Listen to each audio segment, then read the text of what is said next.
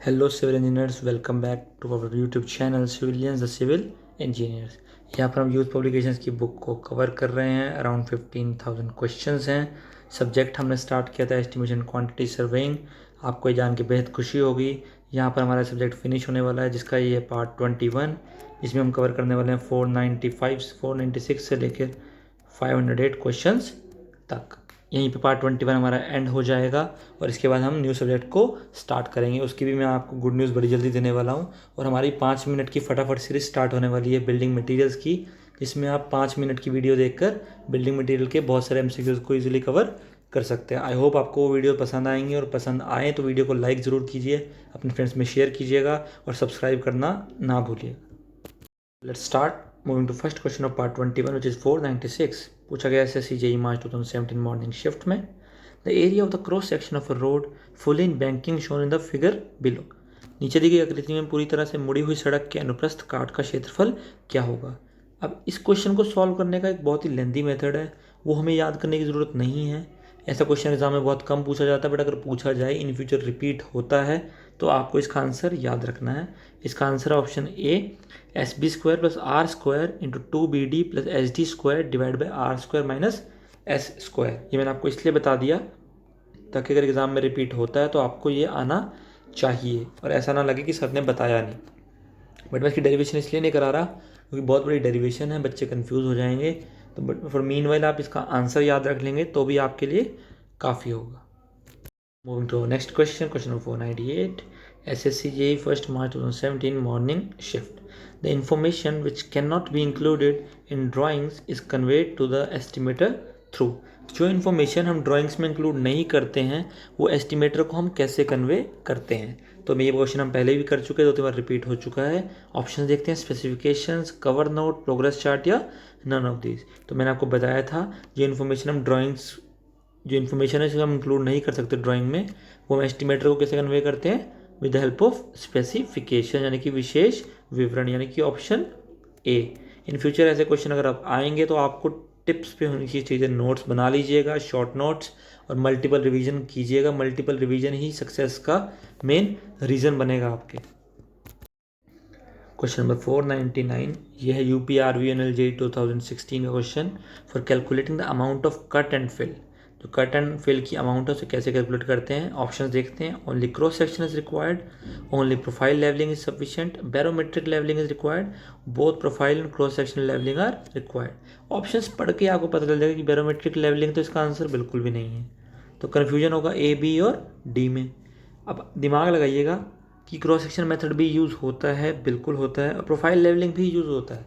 अगर आपने थोड़ा सा भी थ्योरी को पढ़ा होगा तो आपको ये चीज़ें पता होंगी कि क्रॉस सेक्शन और प्रोफाइल लेवलिंग दोनों मेथड यूज़ किए जाते हैं to calculate the amount of cut and fill. और जनरली अगर कहीं पर भी कन्फ्यूजन हो तो 80 to 90% चांस होता है कि बोथ ही आंसर करेक्ट हो। यह हम आपको तुक्का मारना सिखा ज़रूर रहा हूँ, पर मैं नहीं कह रहा कि तुक्का आप मारिए, बट तुक्का मारना भी कभी कभी ज़रूरी होता है। अगर एग्ज़ाम आपका 1 नंबर या 2 नंबर से रहने वाला हो तो वहाँ पर ऐसे तुक्के काम आते हैं, वहाँ पर एजुकेटेड गेस काम आता है। तुक्का वो होता है जहाँ आपको कुछ भी नहीं पता, but educated guess is a good option, जहाँ पर आपको थोड़ी सी उम्मीद है, जहाँ पे ऑप्शन आपने एलिमिनेट पहले ही कर दिए हैं और अपनी प्रोबेबिलिटी को बढ़ा लिया है। तो ऑप्शन डी है करेक्ट आंसर। मैं जो जो चीज़ बेनिफिशियल है आपके लिए वही आपको सिखा रहा हूँ, कुछ भी गलत नहीं सिखाऊंगा, ये मेरा वादा है आपसे। और फिर भी कुछ गलती हो जाती है, मैं भी ह्यूमन बीइंग हूँ, तो आप प्लीज़ कमेंट सेक्शन में मेंशन कर दीजिएगा कि सर आपसे ये गलती हो गई है, तो मैं उस गलती को करेक्ट करने की पूरी कोशिश करूँगा। नेक्स्ट क्वेश्चन देखते हैं, question number 500। SSC JEE 4th March 2017 evening shift. A cement concrete road is 1000 metre long, 8 metre wide and 15 centimetre thick over the sub base of 10 centimeter thick gravel. The box cutting in road crust is, box cutting पूछ रहा है, length given है, width given है, thickness 15 centimetre है और नीचे जो 10 centimetre thick gravel भी है। तो बॉक्स कटिंग है, ऑप्शन देखिए क्यूबिक मीटर में दिए हैं तो वॉल्यूम निकालना होगा।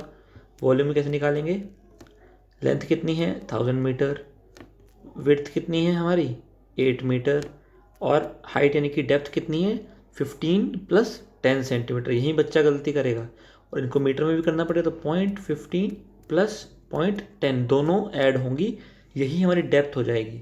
लेंथ गिवन थी, विड्थ गिवन थी, बस जो कन्फ्यूजन आने वाला था वो थिकनेस यानी कि डेप्थ में आने वाला था। तो जब आप इसको मल्टीप्लाई करेंगे तो वैल्यू मिलेगी आपको कितनी, 2000 क्यूबिक मीटर, यानी कि ऑप्शन डी हो जाएगा करेक्ट आंसर यहाँ पे, यानी कि 2000 cubic metre.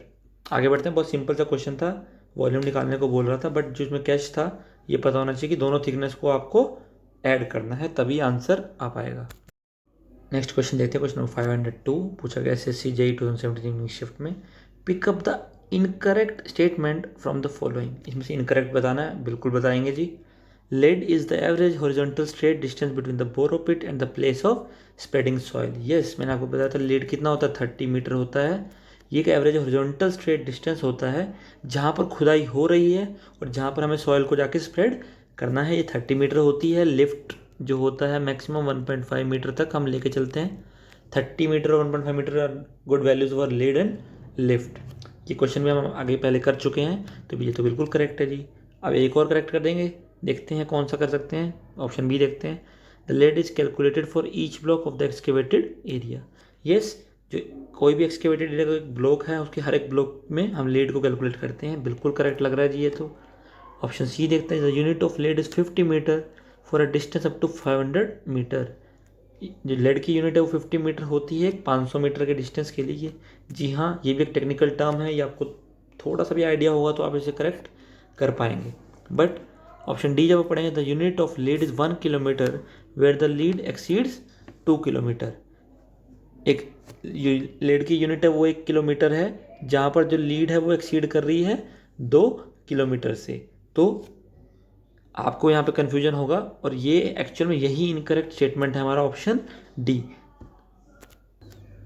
So option D है करेक्ट आंसर, इनकरेक्ट पूछा था तो ऑप्शन डी ही हो जाएगा इसका करेक्ट आंसर। आगे बढ़ते हैं, क्वेश्चन नंबर 503 देखते हैं, पूछा गया SSC JEE मॉर्निंग 2014 में, the plan of a building is in the form of rectangle with the central line dimensions of the outer wall are 10.3 into 15.3 metre, the thickness of the wall is the super structure is 0.3 metre, the carpet area. अब मैंने आपको बताया था carpet area क्या होता है, जहाँ पर आप कारपेट को बिछा सकते हैं। अब दीवार पर तो कारपेट नहीं बिछती ना, तो थिकनेस ऑफ वॉल को माइनस कर देंगे, बेसिक सी चीज़ है। 15.3 माइनस 0.3 मल्टीप्लाइड बाय 10.3 माइनस 0.3, तो 15 इंटू 10 जब आप करेंगे तो वैल्यू आएगी कितनी, 150 स्क्वायर मीटर। 150 स्क्वायर मीटर की ऑप्शन ए। बेसिक सी चीज़ है, कारपेट एरिया पूछा है, कारपेट वहीं बिछाई जाएगी जहाँ पर आप वॉक कर सकते हैं, उसे कोई कारपेट एरिया बोल देते हैं। तो वॉल को तो कारपेट आप नहीं बिछाएंगे ना, तो वॉल का जो थिकनेस होगी वो माइनस हो जाएगी ऑटोमेटिकली। तो 10.3 और 15.3 में से वॉल की थिकनेस को माइनस किया, आपस में मल्टीप्लाई किया, तो एरिया आ गया हमारा 150 स्क्वायर मीटर, यानी कि option A. Moving to next question, question number 504 SSC JEE 2011, the cross section of a road partly in banking and partly in cutting is shown in the following figure, the area of the shaded portion is। Shaded portion का area पूछ रहा है हमसे, तो याद रखना कि कैसे हमें सॉल्व करना है। ये एक मेथड है इसका, पर हमें मेथड याद नहीं रखना है, हमें वैल्यूज़ याद रखनी है, क्योंकि इन फ्यूचर क्वेश्चन आता है तो वैल्यूज़ आपको पता होंगी तो आप इस क्वेश्चन को इजीली कर पाएंगे। मेथड इसके ऐसे क्वेश्चन के लेंदी होते हैं तो कन्फ्यूजन हो जाता है, तो मैं आपको आंसर सिखा देता हूँ कैसे होगा। दो पोर्शन है, एक अनशेडेड है और एक शेडेड है। जो शेडेड है उसका answer option A, half into B minus R D का whole square divide by R minus S. ये है हमारा किसके लिए, शेडेड पोर्शन के लिए, यानी कि हम A1 बोल देते हैं। अनशेडेड क्या है हमारा A2। अनशेडेड के लिए क्या है वो, half into B plus R D का square divide by R minus S. Shaded के लिए half into B minus R D का square divide R minus S, और अनशेडेड के लिए प्लस हो जाएगा। जहाँ पर शेड है वहाँ नेगेटिव हो रहा है, जहाँ अनशेडेड है यानी कि नीचे है वहाँ ऐड हो रहा है। जो वैल्यू ऊपर की तरफ राइज कर रही है उसमें से माइनस करेंगे, जो वैल्यू नीचे की तरफ डिक्लाइन कर रही है उसमें हम आर डी को विड्थ में ऐड करेंगे। ये एक ट्रिक हो जाएगी आपको याद करने की, तो इजीली आपको वैल्यू याद हो जाएंगे। बट इस क्वेश्चन का आंसर ऑप्शन ए है, ठीक है, क्योंकि शेडेड पोर्शन का पूछा था ना कि अनशेडेड का। तो इन फ्यूचर एग्जाम्स मुझे लगता है वो अनशेडेड का पोर्शन का पूछ सकता है, इसलिए मैंने आपको अनशेडेड की वैल्यू भी बता दी। आगे बढ़ते हैं, question number 505 LMRC JEE 2016, if the earth's surface is rugged then the exact quantity of soil excavation can be determined by। एक rugged है यानी कि अनइवन सरफेस है, यहाँ पर बहुत सारी ड्यूलेशन है, अनडिलेटेड सरफेस आप बोल सकते हैं। ऐसा एक सरफेस है, मान लीजिए ऐसा ऐसा एक सरफेस है जहाँ पर डिफरेंट वैल्यूज़ हैं, तो आपको वैल्यूज निकालने के लिए कौन सा मेथड यूज़ करना पड़ेगा? देखिए, the average ordinate law, the mid ordinate law, the trapezoidal law या the Simpson rule. It's a very important question, बहुत एग्जाम्स में रिपीट होता है और आगे भी होगा। ऑप्शन डी करेक्ट है। ऐसे अनरिलेटेड एरियाज के लिए हम सिम्पसन रूल को ही बेस्ट मानते हैं, तो ऑप्शन डी है correct answer.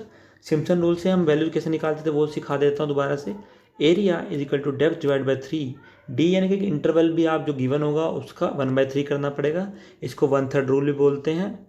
D/3 first area and last area का addition plus 4 into even areas जिनका जो सबस्क्रिप्ट में वो इवन है, ठीक है, जैसे A2, A4 and so on plus, और 2 के साथ होंगे जो ऑड कोफिशिएंट्स वाले होंगे A3, A5